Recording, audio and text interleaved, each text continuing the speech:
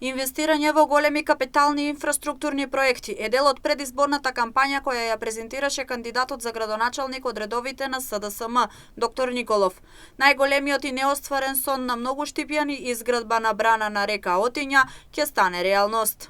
Проектот брана на реката Отиња предвидува брана со корисен волумен од 3 милиони метри кубни вода. Целиот опфат е 120 хектари, каде што покрај водното огледало ќе има и заштитна зона од 50 метри. Вредноста на овој проект е проценета на 7,5 милиони евра, средства обезбедени од владата на Република Северна Македонија. За граѓаните на Штип, реализацијата на овој капитален проект ќе отвори нови можности за развој на градот и околината, особено во делот на туризмот, угостителството, спортот и рекреацијата.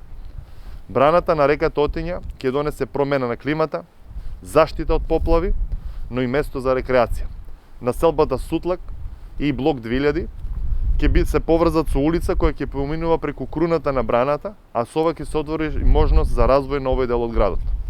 Во изминатите 3 години успеавме да подготвиме основен проект со изработена ревизија, студија за влијанието врз животната средина, изработивме и усвоивме детален урбанистички план на река забрана на реката Отиња, а веќе во завршна фаза и тендерската постапка.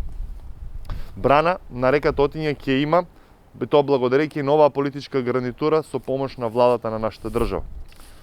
Некои само ветуваа, други немаа храброст ниту да помислат на браната.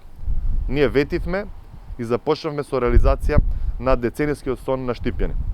Штип мора да продолжи да се развива како модерна, отворена европска општина и затоа е важно Штип да добие градоначалник со полн легитимитет и мандат од граѓаните, кажа Николов.